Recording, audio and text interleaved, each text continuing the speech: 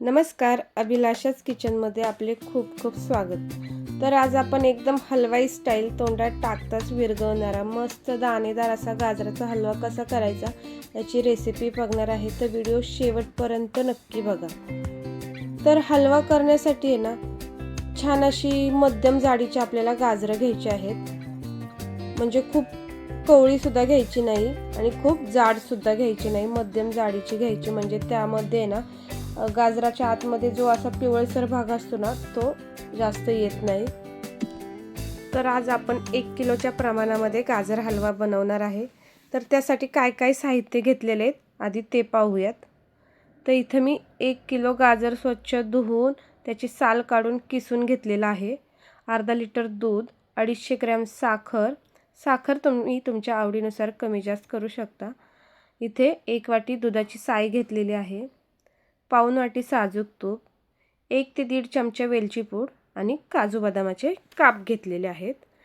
आता एक मोठी कढई गॅसवर ठेवायची आहे, त्यामध्ये 2 ते 3 चमचे साजूक तूप घालायचं आहे।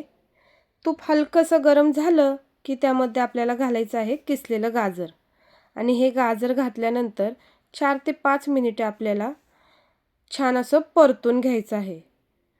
त्याचा कलर बदलेपर्यंत आपल्याला आहे ना हे गाजर व्यवस्थित तुपावर परतून घ्यायचं आहे। तर पहा, गाजर आहे ना त्याचा कलर पण बदललेला दिसतोय आणि पूर्वीपेक्षा गाजर कमी झालेलं पण दिसतंय। आता ह्यामध्ये घालायचं आहे आपल्याला दूध। तर इथं मी दूध तापवून घेतलेलं आहे। कधी कधी काय होतं, आपण कच्चं दूध डायरेक्टली घालतो आणि मग हलव्यामध्ये ते जाऊन फुटू सुद्धा शकतं, त्यामुळे दूध आपल्याला सेपरेटली तापवून घ्यायचं आहे आणि मगच गाजरामध्ये घालायचं आहे। आणि एक 2-3 मिनिटांनी लगेच आपल्याला यामध्ये दुधाची साय घालायची आहे। दुधाची साय ऐवजी तुम्ही खवा घातलात तरी चालणार आहे, पण दुधाची साय घातल्यामुळे काय होतं, मस्त आपला असा रसरशीत असा आपला इथे हलवा तयार होतो आणि छान असं त्याला दाणेदार असं टेक्स्चर येतं। आता दूध आणि साय घातल्यानंतर आपल्याला हे मिश्रण आहे ना कमीत कमी 8 ते 10 मिनिटं मोठ्या आचेवर आहे ना छान असं दाटसर होईपर्यंत परतून घ्यायचं आहे। आता जरी हे मिश्रण असं पांढरट दिसत असले तरी फायनली हलवा तयार झाल्यावर मस्त लाल बुंद आणि असं त्या हलव्याला एक प्रकारची शाईन आलेली असते। तर आता हे मिश्रण आपल्याला आहे ना छान दाटसर होईपर्यंत परतून घ्यायचं आहे।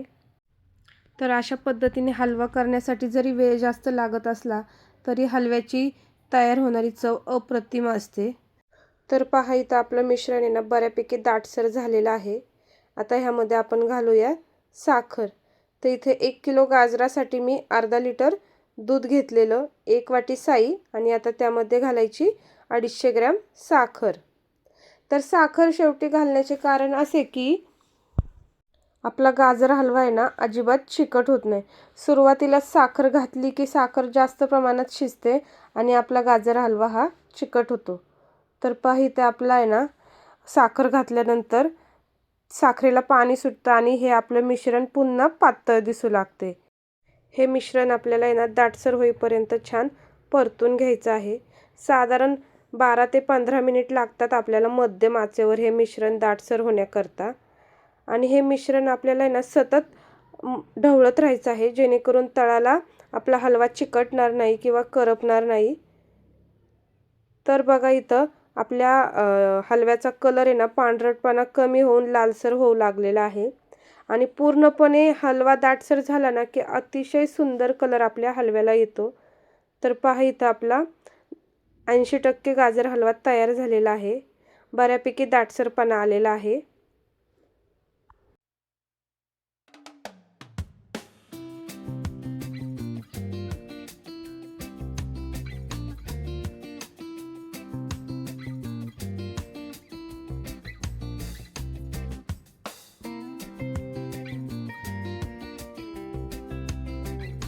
तर पहा, इथं छान असा आपला लालबुंद गाजर हलवा तयार झालेला आहे। त्याला आता आपल्याला एक तुपाची फोडणी घालायची आहे। तुपाची फोडणी घातली की त्यामुळे आपला हलवा अजिबात चिकट होत नाही।